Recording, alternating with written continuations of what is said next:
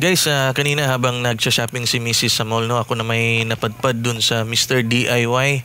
At sa di inaasang sakuna, tayo'y nakapag-shopping rin ng mga abubot na naman sa ating sasakyan.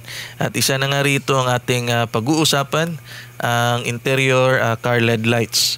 So kung trip nyo rin po ito sa mga auto nyo, stay po tayo sa video at pag-uusapan natin magkano ba ito at paano nga ba ikabit ito.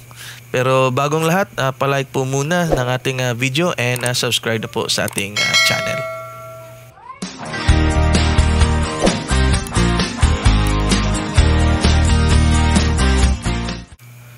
Hi guys, magandang araw po ulit no, sa inyong lahat and welcome ulit sa ating channel. Matagal tayong walang upload at medyo naging busy dahil kapapanganak lang ni Mrs. So may baby boy na po ang inyong lingkod.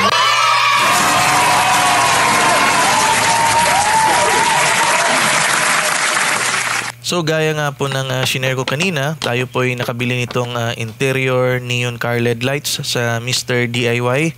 Nagkakahalaga po ito ng 330 pesos. Marami naman ganito sa Shopee at Lazada online guys. At mas mura nga din sila. Search nyo lang car interior LED lights at lalabas lahat niyan. Just make sure lang na good reviews at saka responsive sa seller para sigurado kayo sa mga bibilhin nyo online. Ako naman para makasigurado at matest kinuha ko na to sa Mr. DIY. Di naman din ganun kalayo ang presyo niya sa Shopee at Lazada at nakakasigurado pa ako dahil matetest ko siya sa store mismo. So ano-ano nga ba ang kasama sa package niya? Syempre yung una dyan is yung power cable niya. Yung sa akin is USB type siya. Saktong-sakto kasi may extra slot ako na pang USB lang. Yung dalawang slot kasi ng cigarette lighter socket ko gamit na sa aking dashcam at vehicle fan. Pangalawa is itong remote niya. Make sure lang na tatanggalin nyo itong plastic na ito na nakaharang sa battery para gumana yung remote. Pangatlo is itong may 4 na LED strips na mismong interconnected sa ating music sensor at may kasama na siyang IR receiver para sa ating remote. Ang kagandahan is may sticker na siya sa bawat strips ng LED lights at di nyo na kailangan pang screw or i-glue kung saan nyo siya ipipesto sa inyong sasakyan. So testingin muna natin guys, no? And ano kaya ang mga feature?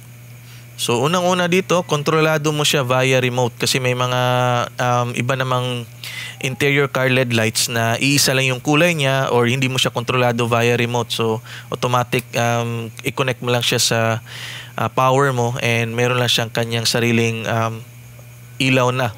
So ito siya is kontrolado mo na siya via remote and paiba-iba po siya ng ilaw kagaya po nito. Dami pong pagpipilian, depende sa type at mood niyo po. Nabanggit ko na rin po kanina na may music sensor siya. Ibig sabihin po nun, sumasabay po siya sa music or any sound sa loob ng inyong sasakyan. Hindi ko lang po siya mapakita sa inyo sa video or hindi ko lang po maparinig sa inyo yung sounds dahil baka makopyright na naman tayo sa mga music na gagamitin natin. May mga triggers din siya na kusa nagja-jump switch ng kulay at marami pang iba.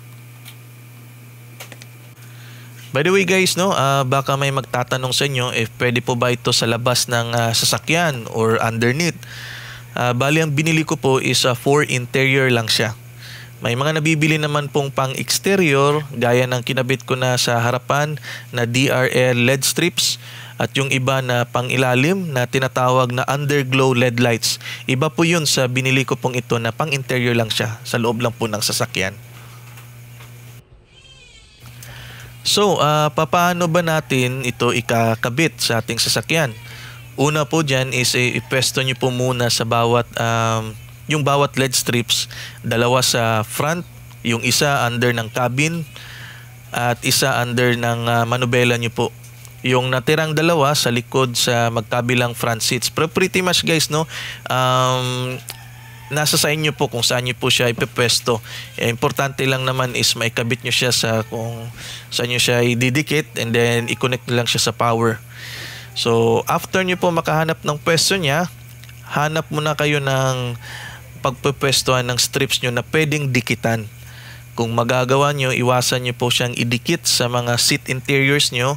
Kagaya ng unang ginawa ko guys, no, unang dikit ko sa ilalim ng upuan. Natanggal po siya after an hour.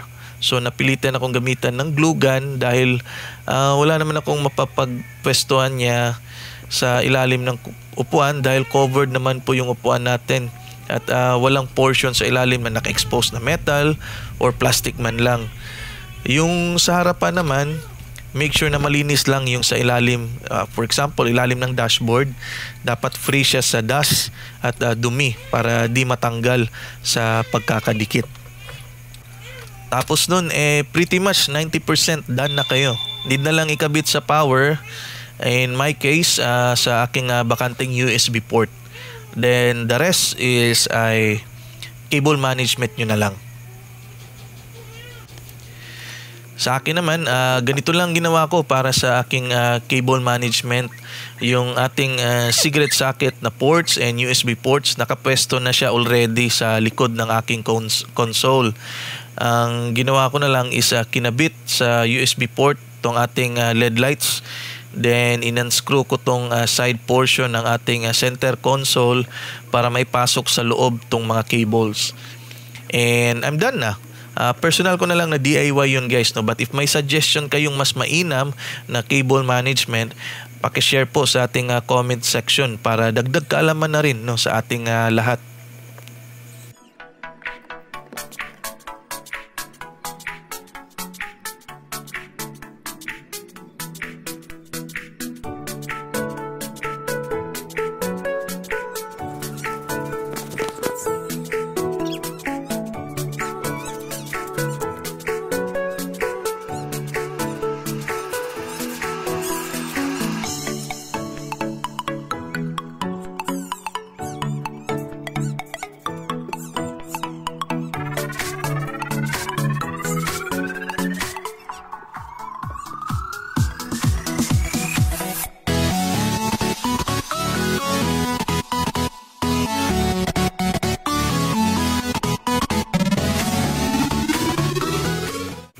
So that's it guys, no, for DIY tutorial natin today.